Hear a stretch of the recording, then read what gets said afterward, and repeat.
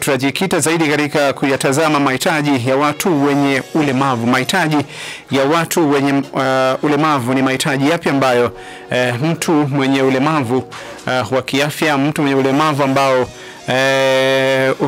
watu wanamtazama kama mtu mwenye ulemavu, ni yapi ambayo anahitaji kuyapata katika maisha yetu, katika jamii zetu za Kiafrika na jamii kwa pamoja katika duniani hapa. Kwa hiyo sasa ungane nasi pia na wageni wangu ambao wako hapa kwa ajili ya kuzungumza mawili matatu ambayo yanahusiana na elimu jumuishi katika kipengele hiki ambacho tunaenda kukiangazia kwa siku hii ya leo. Mimi naitwa Benedicto Thomas na tutakuwa na Amos Mahona pamoja na Sister Dominica ambao wamekuja kwa ajili ya kutupitisha kwenye hiki ambacho tunakijadili kwa siku hii ya leo. Nambari ya simu ambayo kama utapata chochote cha kuuliza ni 0746112235, lakini kama utahitaji pia kupiga simu yako ni 0782611178. Kwa wakati huu ni wakati sahihi sasa wa kuanza mjadala wetu kwa siku hii ya leo ili mambo yaendelee kuwa sawia. Na kama nilivyokuambia nipo na Mahona pamoja na Sister Dominic. Karibuni sana. Asante sana. Ndio. Vipi mlikotoka huko, uzima upo? Tunamshukuru Mungu kwa kweli, uzima upo. Ndio. Na Sister, mambo yanaenda? Tunamshukuru Mungu, namshukuru Mungu katuamsha salama. Leo pia ni siku nyingine mpya. Ndio. Tumekuja kwa ajili ya kuielezea jamii ni mambo gani watoto au watu wenye mahitaji mbalimbali wanayahitaji katika maisha yao. Ndio. Asante. Sawa. Naam, kama ulivyosikia namna ambavyo utambulisho huo umetolewa, na ni kuendelea kukazia tu kwamba endelea kutunga mkono kwa nambari hiyo ya simu ambayo ni 0746112235 kwa kuandika ujumbe wako mfupi hapo, lakini ukiuliza maswali ambayo unahitaji kufahamu, na kama kuna kitu ambacho unakifahamu basi usisite kutushirikisha hapa kwa sababu huu ndo mjadala. Na tunaanza moja kwa moja, nadhani tulishazungumza sana kuhusiana na elimu jumuishi, na leo tupo kwenye kipengele cha mahitaji ya watu wenye ulemavu. Tukizungumza mahitaji tunakuwa tunamaanisha nini? Amos Mahona. Kwanza kabisa tukiwa tunazungumza mahitaji, ina maana ni nyenzo na vitu vya muhimu ambavyo kila mtu au kila binadamu anakuwa anahitaji. Na maana ni vile vitu vya muhimu ambavyo mtu kama, yani tuseme kwamba mtu ambaye yupo katika ulimwengu basi ni lazima avipate. Ndio. Lakini pia sasa hii hapo ni kwa ujumla mahitaji, lakini tunapokuwa tunazungumzia sasa mahitaji ya hawa watu au watoto wenye ulemavu, basi tunakuwa tunajikita zaidi kwenye yale mahitaji ambayo yanakuwa yanawalenga tu wale watu ambao wanakuwa na ulemavu wa aina fulani katika jamii. Okay. Na ina maana kumbe tuna mahitaji ya watu wote. Ndiyo. Lakini sasa inafika hatua tunaanza sasa kuyaweka kwenye makundi. Kuna mahitaji ya watu ambao wanahitaji zaidi, yaani mahitaji maalum, hususan kwa watu ambao wana ulemavu kabisa. Ndio. Sasa tukiendelea hii mada ya elimu jumuishi, tumezungumza mengi kuhusiana na elimu, tumezungumza huko wanatakiwa pate nini. Sasa kwa siku hii leo, haya mahitaji ambayo tunayaangazia, tunayatazama, ni mahitaji yapi sasa ambayo mtu mwenye ulemavu, na yupi ambaye ana ulemavu huu na huu anahitaji hiki na hiki na hiki? Kwa sababu tumesema kwa maana ya jumla ni vile vitu ambavyo mtu anavihitaji yani ili aweze kuishi au aweze kufanikiwa jambo fulani. Sasa kwa watu sasa ambao wana ulemavu, ni mahitaji jumla au tunaweka katika kategori, katika makundi? Kwanza kabisa haya mahitaji yanaweza kujikita kwa namna tofauti kulingana na jamii zetu. Tunaweza kusema kwamba yakawa ni mahitaji ya kijamii, yanaweza kawa pia ni mahitaji ya kiafya. Sasa lakini hapa tunaenda kuzungumzia kwa ujumla. Sasa ina maana hizo zote category ambazo zinajikita kwenye mahitaji sisi tunaenda kubezi sasa kwenye hayo mahitaji ya hawa watoto wenye uhitaji. Kwa hiyo sisi tunapiga kwa ujumla au tunaangazia kwa ujumla kabisa mahitaji yao katika nyanja zote. Sawa. Naam, tuanze moja kwa moja kuyatazama sasa mahitaji. Okay. Kwanza kabisa naomba tutambue ya kwamba tunapokuwa tunazungumzia mahitaji ya watu wenye ulemavu, na automatic kabisa kila mtu anahitaji, na kama nilivyosema hapo mwanzo kwamba kila mtu ana uhitaji wa kupata haya mahitaji ili aweze kufikia mahala fulani, au ili aweze kuishi katika mazingira fulani, au ili aweze kuishi katika maisha fulani. Lakini tunapokuwa tunazungumzia mahitaji ya watu wenye ulemavu, it means kwamba wenyewe wanaweza kuwa na uhitaji zaidi kulingana na namna ambavyo Mungu amekusudia wawe. Unaona? Kwa mfano, tunaweza kusema kwamba hawa watu wanaweza kuwa na uhitaji wa msaada wa kitaalamu, hasa katika masuala ya kisaikolojia. Mara nyingi tumekuwa tukizungumza kwamba watu wenye ulemavu au watoto wenye ulemavu wanakuwa wanaathirika zaidi kisaikolojia. Sasa ili hawa watu wasiathirike kisaikolojia, au ili tuweze kuwatibu kisaikolojia kulingana na athari mbalimbali ambazo wanakuwa wamezipata, ndipo ambapo sasa tena wanapokuja wanahitaji msaada wa kitaalamu, hasa msaada wa kisaikolojia. Kwa mfano, saikolojia yake inakuwa imeharibika, anakuwa yupo negatively kulingana aidha na jinsi ambavyo jamii inakuwa inawachukulia, kwamba labda inawachukulia ni kama ni mkosi, kwamba kuwepo mtu mwenye ulemavu fulani aidha katika familia fulani, basi wanakuwa wanaita kwamba labda ni laana fulani au ni mkosi fulani. Kwa hiyo kile kitendo kinakuwa au yale maneno yanakuwa yanamwasili huyu mtoto. Kwa anajikuta saikolojia yake inakuwa inaharibika, anaona kama vile jamii, watu na dunia nzima zinawatenga. Kwa hiyo ndipo ambapo sasa tunaamua sisi kwenda kuwapa msaada wa kisaikolojia, ili cha kwanza tunaanza kutibu tatizo. Kama ni familia, kama ni jamii, tunaanza kwanza kuielimisha. Kama huko nyuma vipindi vilivyopita tulikuwa tunaelezea, tunaanza kuielimisha jamii kuhusiana na hawa watu au watoto wenye ulemavu. Mwisho wa siku kisaikolojia hiyo ambapo, kwa sababu tunasema kwamba psychologically tunaanza kutibu tatizo, hatuanzi kutibu matokeo ya tatizo. Tunaanza kutibu chanzo cha tatizo. Kama chanzo cha tatizo ni jamii husika, au ni familia husika, au ni watu wanaowazunguka, basi sisi tunaenda kudili kwanza na chanzo, watu ambao wanakuwa wanawazunguka. Tunawapa elimu kuhusiana na hawa watu wenye ulemavu, namna ya kuishi nao, kwa nini wapo vile. Unaona? Kwa moja kwa moja hawa watu wakishawachukulia positively, au wasipowachukulia kama jinsi ambavyo wanachukua kwamba labda wanaweza kuwa ni laana au ni nini, wakawachukulia ni kama watu wa kawaida katika jamii, ni kama watu wenyewe, kama jinsi ambavyo wanapokuwa wanaishi katika jamii, basi moja kwa moja hata watu wenye ulemavu au watoto wenye ulemavu watakuwa tayari wameshaondokana na ile athari ya kisaikolojia moja kwa moja kabisa. Lakini pia hawa watu wenye ulemavu au watoto wenye ulemavu wanakuwa wanahitaji zaidi vifaa saidizi. Huko nyuma tulikuja tukazungumzia kuhusiana na masuala ya assistive technology au vifaa saidizi. Hawa wanahitaji vifaa saidizi kulingana na aina ya ulemavu walionao, kwa sababu ulemavu unatofautiana. Anaweza kama mtu labda ni mlemavu wa viungo. Kifaa ambacho atakihitaji ni tofauti kabisa na mlemavu wa akili. Kwa hiyo kama labda ni mlemavu wa viungo, basi tutahitaji kumpatia vifaa saidizi ambavyo vinaweza vikamsaidia kufanya vitu, kutembea au kutoka sehemu moja kwenda sehemu nyingine. Kwa mfano kifaa kimoja wapo ni wheelchair, zile ambazo wanakuwa wanatumia labda walemavu wa miguu. Kwa ile pale inakuwa inamrahisishia hata namna ukaaji. Akitaka kukaa, unaweza ukimkuta amekaa kwenye wheelchair, yawezekana usifahamu kwamba mtu ni mlemavu. Huwezi kufahamu. Huwezi kabisa kufahamu. Ndio. Kwa ile pale vile vifaa vinakuwa pia ni nini? Yaani wanakuwa wanavihitaji sana. Lakini pia inakuwa inamrahisishia kutoka sehemu moja kwenda sehemu nyingine.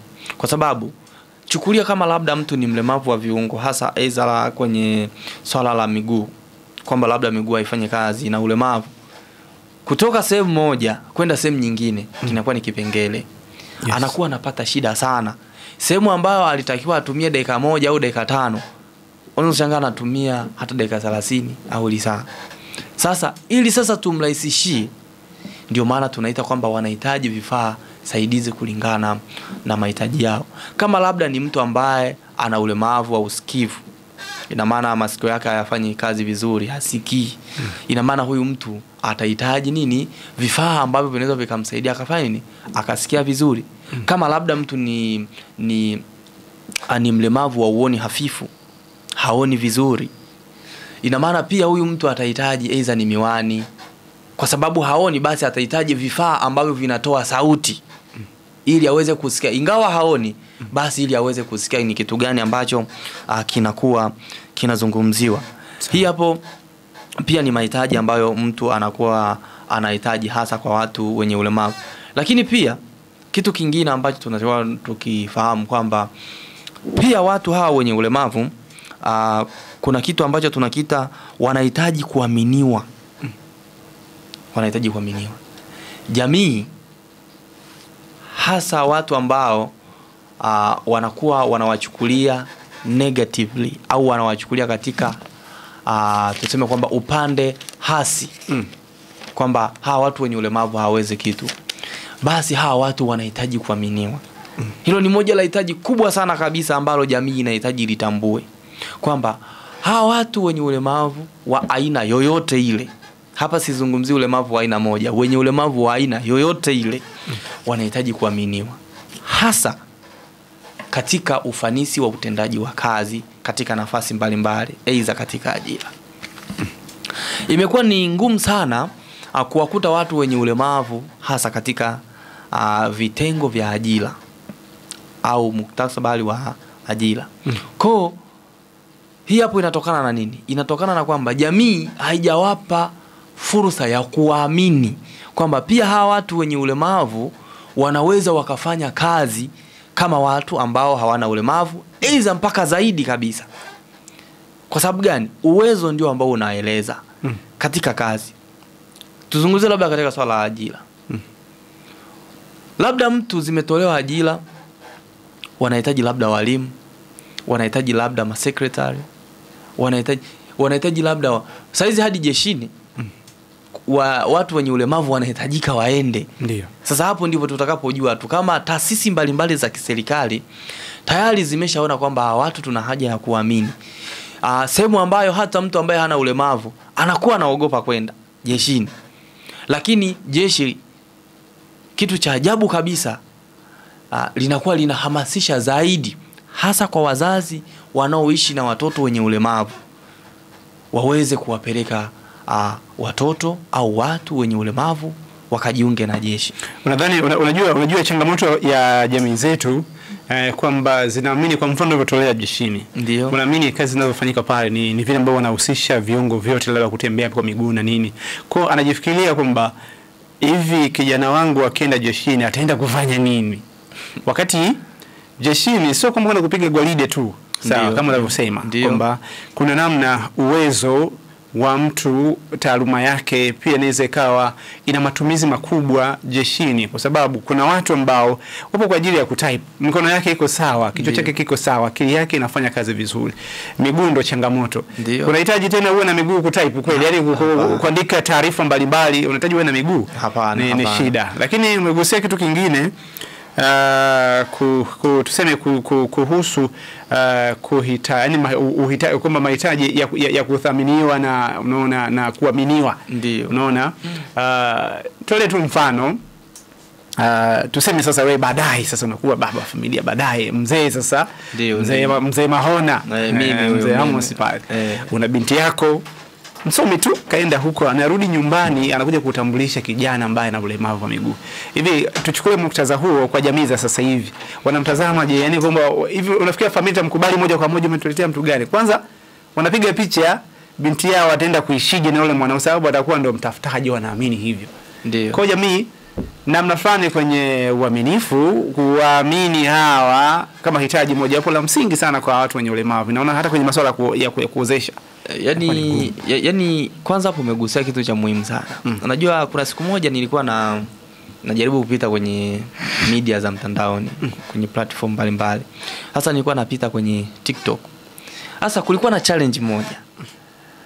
Alikuwa ni mdada ambaye alikuwa na mpenzi wake ama mchumba wake ambaye alikuwa ni mlemavu wa viungo hasa miguu, alikuwa na wheelchair. Yule mdada ana kazi yake nzuri tu. Lakini pia hiyo sehemu ya kazi ana rafiki yake wa kiume pia ambaye alikuwa anafanya kazi. Sasa wakasemaje? Ile kwa kweli ile challenge mimi nilipenda kwa sababu inafundisha. Ndio. Wakasemaje? Sasa wakamchukua yule jamaa ambaye ndo ni mchumba wake na yule mdada, wakamhoji, bwana sisi tunataka tupime uaminifu wa mchumba wako, tujue kwamba ni kweli anakupenda au labda kuna kitu fulani ambacho anakitamania kutoka kwako ingawaje na hii hali yako ulionayo ya ulemavu. Basi wakafanya challenge moja kuonyesha kwamba yule jamaa au yule mtu mwenye ulemavu ameugua sana, yani yupo hoi. Wakampigia, cha kwanza wakampigia mchumba wake, wakamwambia bwana wewe ndo fulani, ndio tumemkuta hapa fulani kadondoka, anaumwa vibaya mno, lakini bahati nzuri tumemkuta fahamu yake kidogo, ametuonyesha namba hii kwamba tukupigie, ndio kwamba wewe ni mtu wake wa karibu, kwa hiyo tunakuhitaji sana hapa chini. Yule mdada alikuwa gorofa ya mwisho kabisa. Ndio. Unaona? Walipokata simu wakasema yupo sehemu gani? Tupo chini kabisa. Yaani hatujaanza hata kupanda hata floor ya kwanza. Tupo chini kabisa huku amedondoka. Ndio. Haise sawa. Upo wapi? Nipo kazini huku. Sawa. Nakuja hapo sasa hivi. Yule mdada ikabidi aache kazi. Wakampigia tena rafiki yake. Naye wakamwambia hivyo hivyo.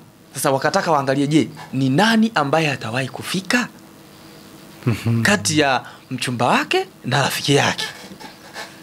Ndio.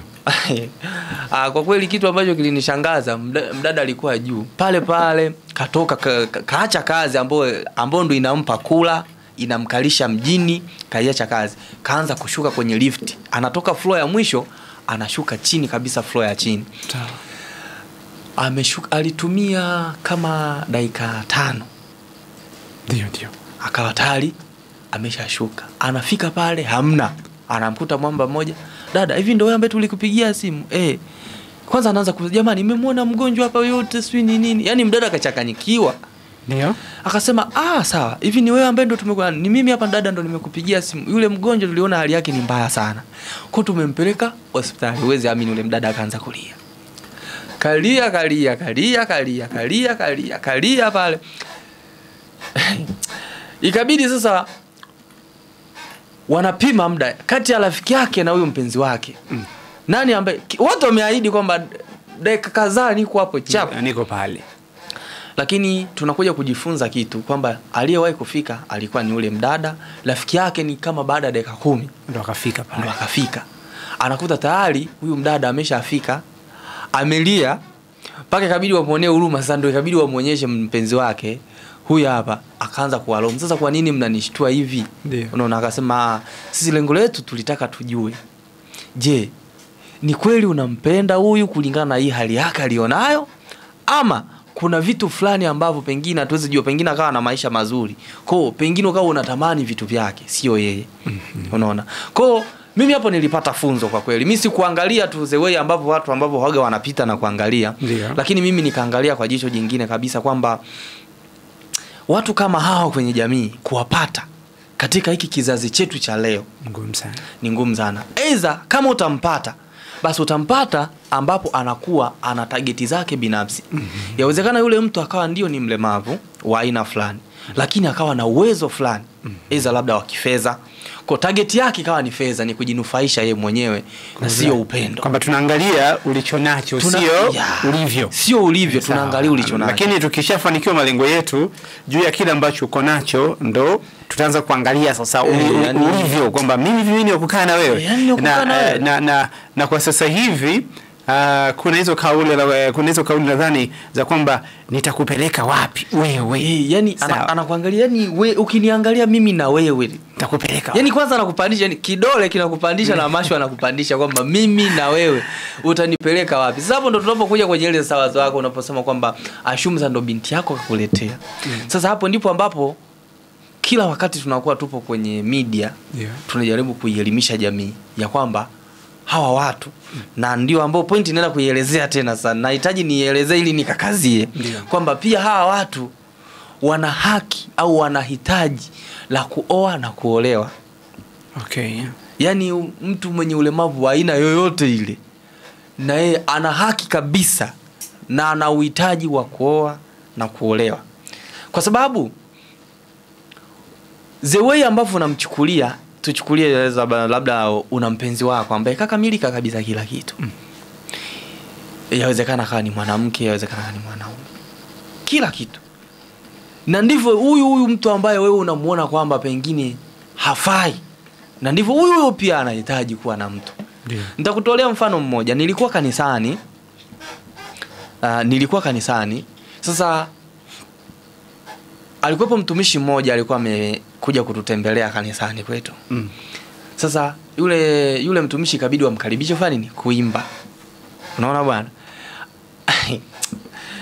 Ameimba pale, watu hawajui. Cha kwanza walipomkaribisha kuimba, kitu cha kwanza akapeleka kule nani yake, flash yake, kapeleka. Kitu kilichofuata akachukua kiti. Unanielewa? Watu wanaweza mshangaa, kakaribishwa kuimba, shida nini? Kachukua kiti kapeleka pale mbele. Watu wasema, huyu mtu anaimba amekaa au vipi? Alipopeka kiti mbele, kamfuata mtu. Akaenda akambeba, akaenda akamkalisha, ni mwanamke. Akaenda akamkalisha kwenye kile kiti. Hajasema chochote. Alafu muziki ukaruhusiwa, wakaanza kuimba. Wameimba wote kwa pamoja, yeye na yule dada ambaye ndo mke wake. Sema watu walikuwa hawajui. Na yule dada ni mlemavu kabisa, ni wakubeba. Yaani ni wakubeba, ni wakukalisha, ni kila kitu. Kwa kambeba akaenda kamweka pale, kaanza kuimba. Wanaimba wote kwa pamoja. Surprise kabisa kwa kanisa.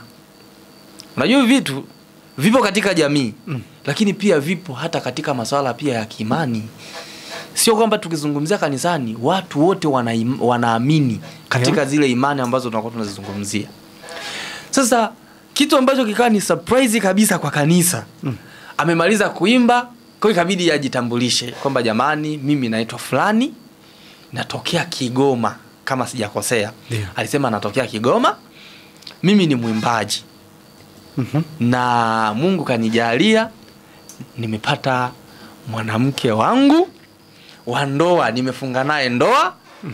Na mke wangu ni huyu hapa mnayemuona mbele yenu. Haisiwezi amini. Kanisa zima lilipuka linashangilia. Kwanza ni kitu, yani ni kitu ambacho hakiwezi, yani kwa macho ya kawaida na kwa imani ambazo sasa hizi jamii tunazo, ni jambo kabisa ambalo linakuwa haliwezekani. Lakini hakuishia hapo. Akasema tumejaliwa kupata watoto wawili. Ndio. Sasa jamii wanaamini kwamba yani mara nyingi mwanzoni ilikuwa ni kijana tuseme wa kike akija, yani kwa mwanaume inaweza ikawa ni sawa. Ndio. Lakini kwa wa kike akija kutambulisha nyumbani kwao kwamba nina mchumba wangu, anafanya kazi gani, ni mwanachuo. Yani balaa la kwanza hapo. Mwanachuo. Familia haiamini kwamba kama inaweza ikawepo ndoa kati yao wawili. Ni kweli. Lakini imeenda mbali zaidi, ndio ikaja hilo kwamba hata wale mawifi zake, dada umekosa mwanaume. Huyu atakusaidia nini? Anasema ni umezunguka kote na usomi wako tena ndio uwezo na usomi wako unaongezwa pale. Yaani ndio ndio wewe kabisa, na wewe ndio umesoma hata kidogo, anasema yani na ulivyoenda shule umezunguka kote ndio umekuja kudondokea hapa. Ndio.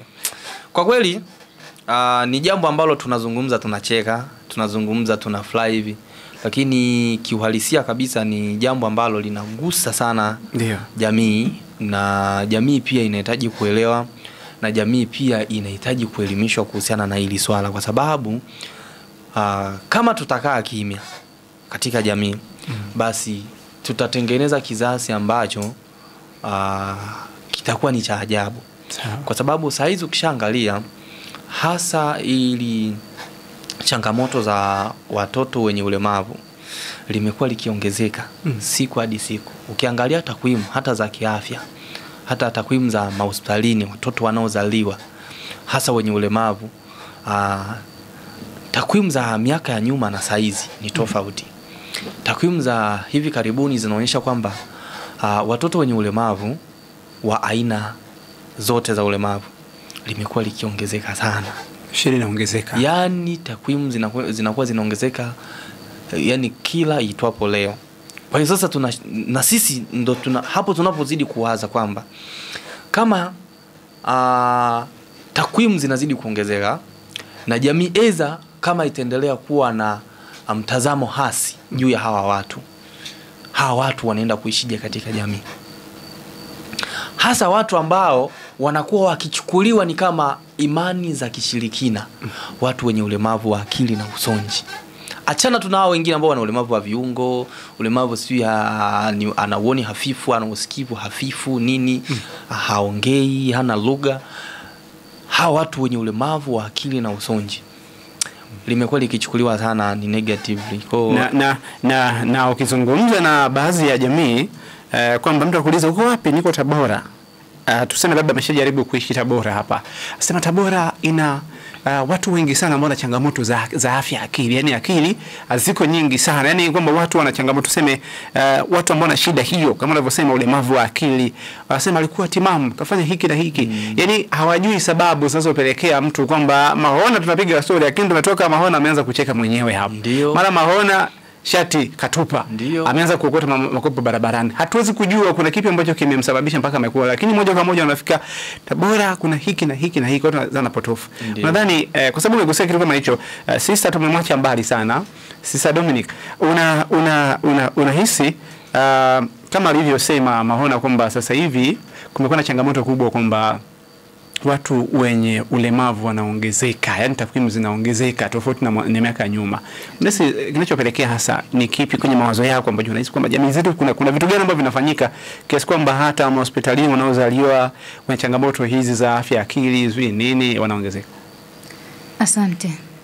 Kwa mtazamo wa kawaida tu tukiangalia nyakati hizi za sasa hivi, kutokea kwa watoto wenye ulemavu na jinsi mwenzangu alivyotangulia kusema kwamba takwimu inaongezeka, nadhani ni kutokana na maendeleo haya ya sayansi na teknolojia.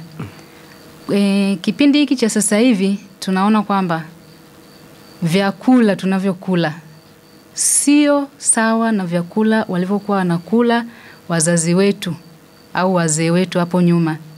Kwa sababu sasa hivi vyakula vingi vinakuwa na kemikali vingi. Ndiyo. Sasa mama mjamzito kama atapenda kula vyakula vya kisasa, sio vyakula vya kiasili, ni rahisi sana kupata mtoto ambaye atakuwa na ulemavu aidha wa viungo au akili. Kwa mtazamo wangu ninavyoona ni hivyo, na ni uhalisia kabisa, kwa sababu zamani wazee wetu walikuwa wanasema mama mjamzito hapaswi hata kula nini? Hata kula yai. Wakiamini kwamba mtoto ukimzaa mtoto utamzaa akiwa kichwa chake kitakuwa hakina nini? Hakitaota nywele. Hayo ni kutokana na imani tu. Lakini ilikuwa inawasaidia pia, ilikuwa inawajenga, ilikuwa inamtunza mama mjamzito, namna ya kujitunza yeye mwenyewe na kumtunza na kiumbe kilichopo tumboni mwake. Ndio. Sister umeona amegusia kitu cha msingi. Kwamba yeye ameenda moja kwa moja ametazama kwa upande wa wajawazito. Unaona ameangalia kwamba vyakula.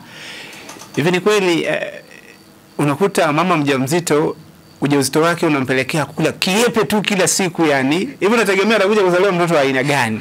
Yani kiepe tu hichi kila siku, viazi kiepe.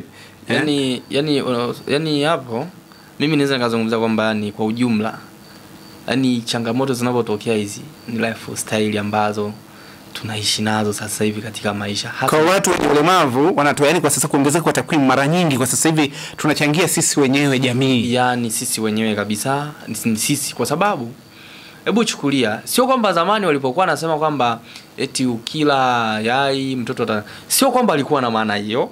Nadhani hizo ni mafumbo na mesali ambazo wazee walikuwa wanazitumia. Walikuwa wanashindwa kuambia moja kwa moja kwamba wanawake hamtakiwi kutumia hivi kwa sababu mtatuletea watoto wa ajabu au mtatuletea kizazi ambacho hakina nguvu, legelege nini. Kwa hiyo wakaona njia sahihi basi ni kuweka fumbo katika jamii. Hakuna mzazi ambaye anapenda mtoto wake amzae hana nywele, yani asinani nywele. Kwa walikuwa na vyakula elekezi kwamba vile vyakula anatakiwa kula mwanaume, hivi vyakula anatakiwa kula mwanamke. Na vile vyakula ukivifuatilia vilikuwa vinawasaidia sana. Ndio maana hata wanawake wa zamani walikuwa na nguvu. Ulikuwa usikii maswala anajifungua kwa operation. Ilikuwa uweze kusikia nini lifestyle walikuwa wanaishi. Ni tofauti kabisa na lifestyle ambayo tunaishi. Anapaka sabuni tu, yani anaoga, anapaka sabuni, job. Yani sasa hivi unamkuta mtu katoka kule, ametoka zake kule. Hata wanaume pia tunachangia. Sio kwamba labda wanachangia tu kina mama. Umetoka zako kule umelewa. Umelewa. Muda huo unataka hapo muanze taratibu za kupata mtoto. Unajua hilo swali tunalichukulia simple, lakini kuna asilimia pia ambazo zinaweza kusababisha mtoto akatoka na tatizo. Unamkuta mama mjamzito, ndio maana nasema lifestyle. Unamkuta mama mjamzito anapiga vinywaji, piga pombe sana, wala hatajali, na ameshaambiwa kwamba mama mjamzito hutakiwi kunywa pombe. Yani tena madaktari wanajitahidi sana. Kliniki anaenda, na bahati nzuri labda siku ya kwanza kliniki alienda na mume wake. Lakini mume wake ndo anakuwa anambeba mke wangu twende, au anaenda analeta. Au anaenda analeta. Au yeye mwenyewe mwanamke anasema leo najisikia kunywa. Yani kana kwamba hivi kama unavyosema mimi eti nimempelekea kitu fulani. Jamani. Tuwe makini sana. Naam, ni dakika ya 49 na kwa sasa tunaendelea na mjadala wetu huu, na tunachoangazia zaidi tunaendelea na elimu jumuishi kama mada yetu kuu, lakini katika kipengele cha mahitaji ya watu wenye ulemavu. Sasa tumegusia, tulikuwa tunazungumzia hizo haki ama hitaji la kuona na kuolewa, lakini tumechepuka kidogo na kuanza kuzungumzia kwa nini kwa sasa hivi takwimu zinazidi kuongezeka, namba zinazidi kubadilika kuwa za juu kwa watu wenye ulemavu. Kuna mengine au ni mahitaji mengine ambayo watu wenye ulemavu maalum wanahitaji kuwa na, tuseme wenye ulemavu wanahitaji kuyapata, Sister Dominic? Ndio. Yapo mahitaji mengi. Kwanza kabisa mimi naweza nikasema kwa sababu hawa watu wenye mahitaji maalum wenye ulemavu ni anaanzia akiwa mtoto. Kwa hiyo nadhani hitaji muhimu kabisa na la kwanza linapaswa kuwa huyu mtoto tumpatie elimu kwanza. Ili hapo baadaye sasa akishapata elimu akiwa na jamii anaweza akafanya mambo mbalimbali ambayo tumekwisha kuyasema kwamba anaweza akashiriki kufanya kazi nyingine ambazo pengine kutokana na ulemavu wake, kama yeye ni mlemavu wa miguu, kwa kutumia mikono anaweza akafanya shughuli zinazomhusu. Kwa hiyo hapa katika hii hitaji la kupata elimu tuangalie zaidi kwamba hawa watoto tunapaswa kuwapatia elimu ambayo ni jumuishi. Inabidi tusiwatenge hawa watoto, tujumuike pamoja nao. Tuwafundishe pamoja na watoto ambao hawana ulemavu. Hili ni kutokana na ukweli kwamba hawa watoto ikitokea kwamba tutawatenga, tukawajengea wao kwamba wao watakuwa na shule yao labda tofauti, kwa mfano tuseme hao watoto wenye ulemavu wa miguu wakiwa peke yao, sasa itakuwa ni vigumu kupata mahitaji. Wakiwa pamoja, wakiwa na wenzao wataweza kuwasaidia labda kumtoa mahali hapa kumpeleka pale. Lakini pia vitu vya msingi ambavyo vinahitajika hapa katika hili jambo la elimu, pale shuleni basi kuwe na mazingira faifu. Kwamba kupatikane mazingira ambayo yataweza kuwasaidia wenyewe kutembea kutoka hapa kwenda pale. Kwa mfano, majengo yasiwe na ngazi hizi za kupanda hivi, kuwe na slide.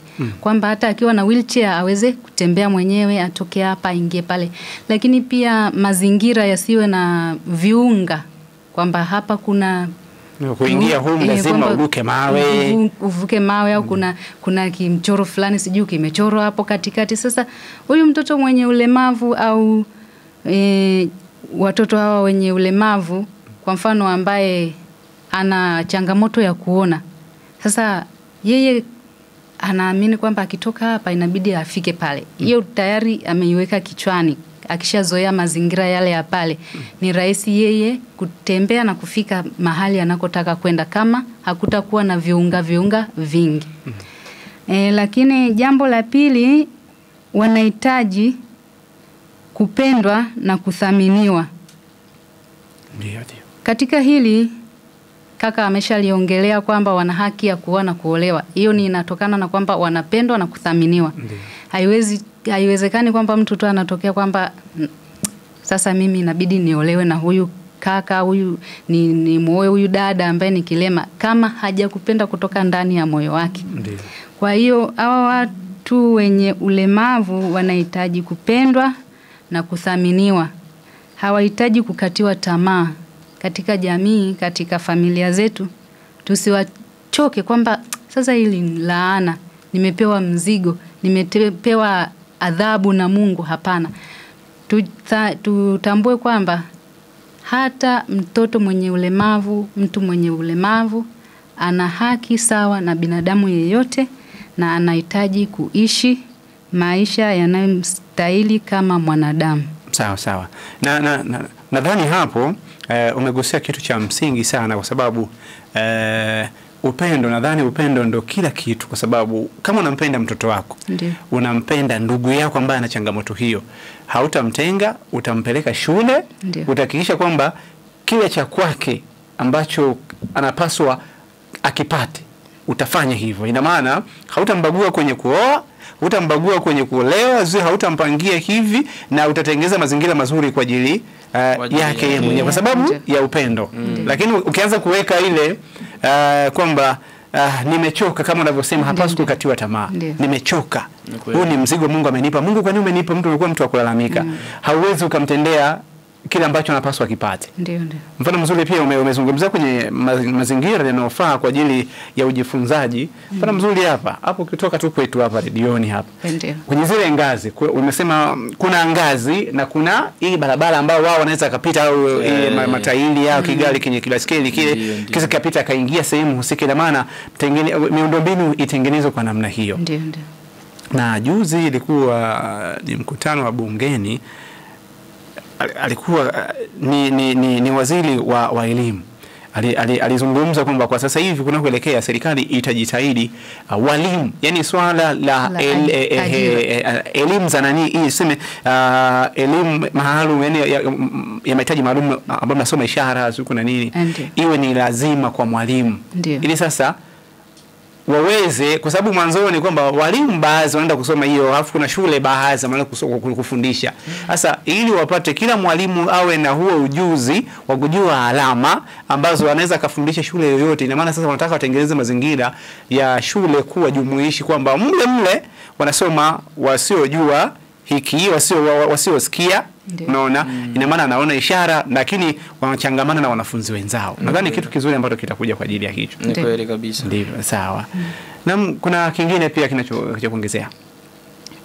Pia wanahitaji hawa watoto au watu basi wenye mahitaji maalum wanahitaji kushirikishwa katika jamii.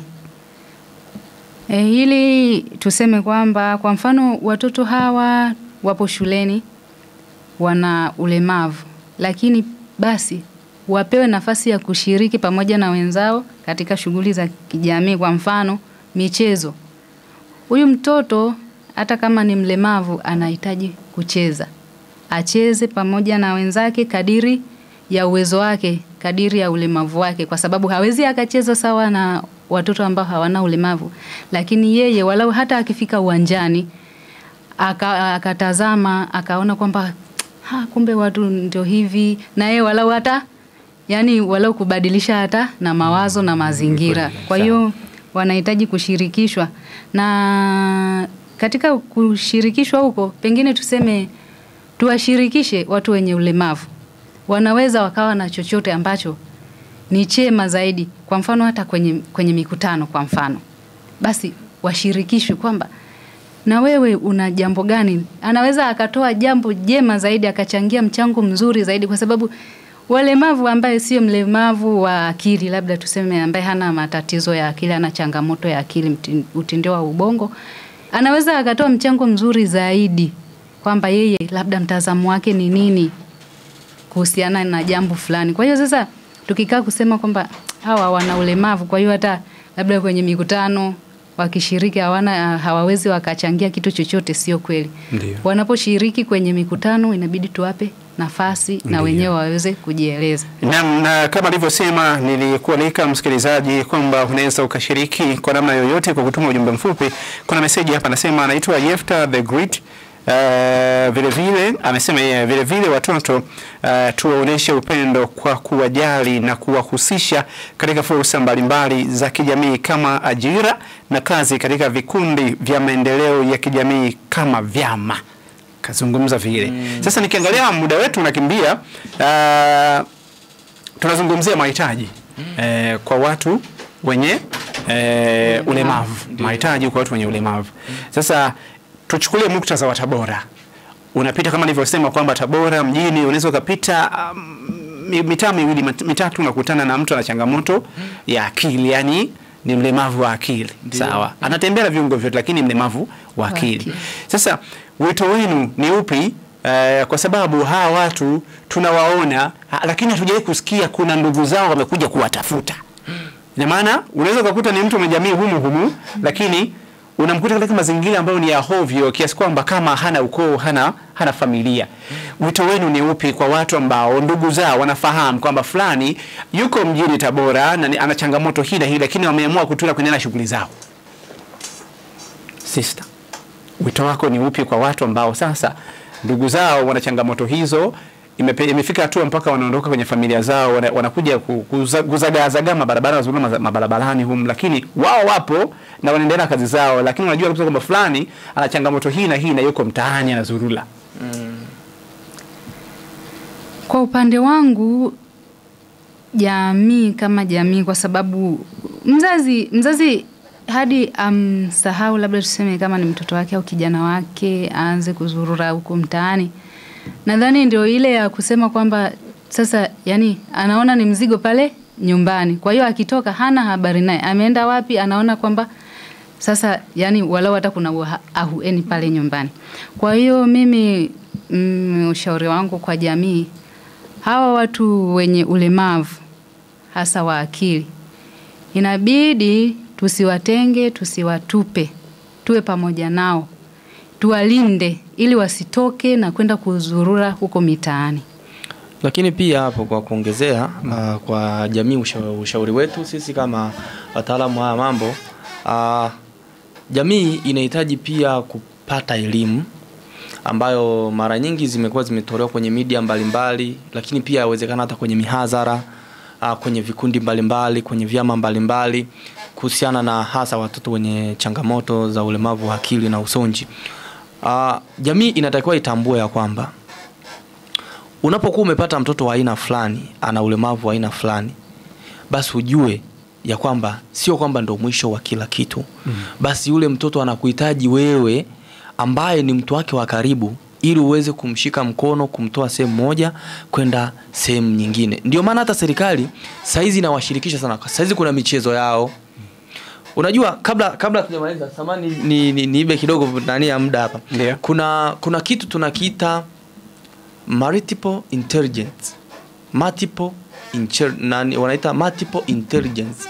Mwanzo tulikuwa tunaangalia tu kwamba huyu mtu tunaangalia strengths zake na weaknesses zake. Lakini kuna kitu hiki kitaalamu tunakiita multiple intelligence. It means kwamba licha ya kwamba yule mtoto au yule mtu ana ulemavu wa kitu fulani, lakini huyu mtu kuna kitu ambacho ana kipaji ambacho mtu mwingine hana. chukulia kwamba huyu mtu ana ulemavu labda, kwa mfano wachezaji maarufu, mfano hao wanaitwa kina Messi, Salah, unaambiwa kwamba wana asilimia nyingi za kuwa na chembe za usonji. Kwa sababu watu ambao wanakuwa na ulemavu wa akili au usonji mara nyingi wanakuwa na kipaji cha pekee ambacho anaweza akakifanya tofauti kabisa na mtu mwingine ambacho wa kawaida. Sawa. Yes, kwa jamii ifanye kitu kama hicho. Naam, tunashukuru sana, na ni dakika ya pili tu